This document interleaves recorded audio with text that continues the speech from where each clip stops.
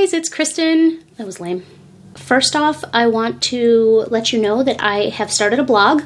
I will be giving the blog details on my next post. I have some more customizing to do on the website, and then it will be good to go. The blog is basically going to be me just pouring thoughts out of my head that I am too lazy to film videos for, or I don't have time to edit videos for, and I definitely don't have time to ask somebody if they can record the podcast on a short notice. So basically those things that I'm thinking about while I'm like in the shower or driving home, and I gotta quickly get them down on paper, I'm gonna be putting on the blog. It's also gonna be a place where I can just kind of vent, and also a place where I can just run my thoughts without a bunch of ADD distractions like I do in these videos. In this video, I want to give you my stats, and I also want to give you 3 quick tips for getting into the keto way of eating if you are interested. I know some of you that are watching this video have not had surgery yet. I know some of you are thinking about having surgery, and I know some of you are thinking about having surgery. I know that when I was pre-surgery, I was going through YouTube videos like crazy. I was looking for information, I was looking for help, I was looking for somebody to tell me it was the greatest thing since, I don't know, I hate to say sliced bread because I'm keto. For somebody to tell me it was safe and it works and it's going to be the best thing I've ever done. And I can tell you all of those things are probably true. I can tell you that 2 months ago I would not have said that. I have a lot to say about that, and you can read about it in my blog, or if you don't follow me on Instagram, follow me at survive.sleeve.slay. I have a lot to say about a lot of things, which is why I started a blog. So if you're new here, welcome.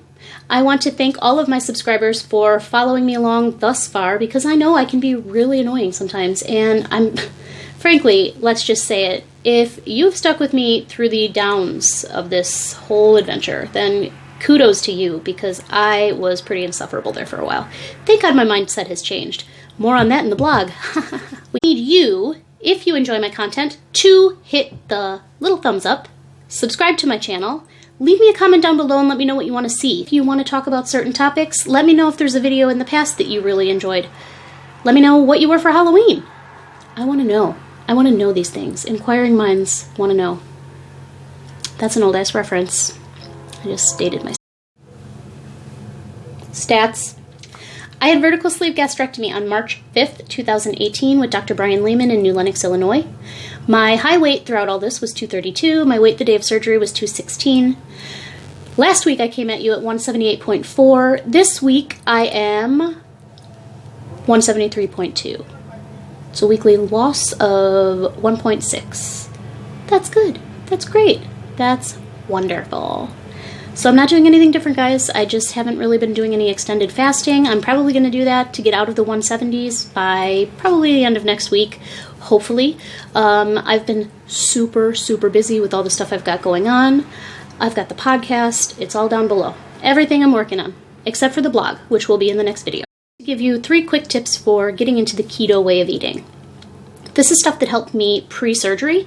So if you're looking to do this diet, it's totally doable, and you don't have to have head weight loss surgery to do these things. So number 1, I usually try to stay under 20 grams of carbs per day, and the way that I would recommend somebody to start doing that is just by eliminating one thing from their diet at a time. So if you are a pop drinker, take away regular pop or soda. Sorry, I'm from Chicago. I don't know what to tell you. If you are a big bread eater, try to cut back on bread and then eliminate bread and switch it out for other options. You can do lettuce wraps. You can do low-carb tortillas. And there's plenty of sugar-free items out there that make life totally worth living. For example, Coffee Mate has a sugar-free pumpkin spice coffee creamer, and it is pretty good. I use it every day.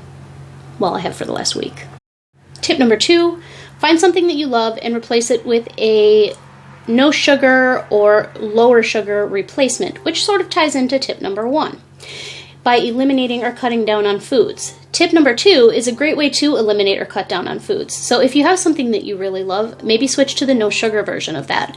Like I said, Coffee Mate has a great pumpkin spice creamer. It's no sugar.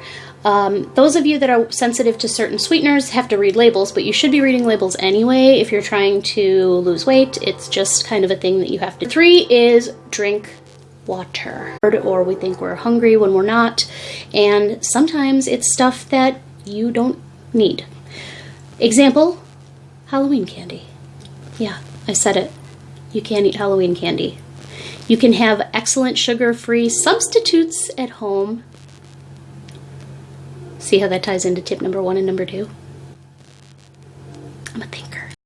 I do ask all of you to please subscribe to my channel if you enjoy these videos. I will put out videos every Wednesday at least. I usually do videos twice a week. I know this morning I put out like a silly little Halloween video. Typically I will try to focus on doing at least 2 videos a week. I am on Instagram every day, Instagram survive.sleep.slay. You can check out the blog when it's up, and do not forget to check out my podcast, Mom's Spaghetti Podcast. You can find it on iTunes, SoundCloud, Spotify, Stitcher, wherever you find podcasts. It's there. If you're interested in being on the podcast, please email me at momspaghettipodcast@gmail.com. If you want me to tell your story but you want to remain anonymous, please email me as well. And as always, thanks for following. Thanks for subscribing, and thank you for being a friend. Bye, guys.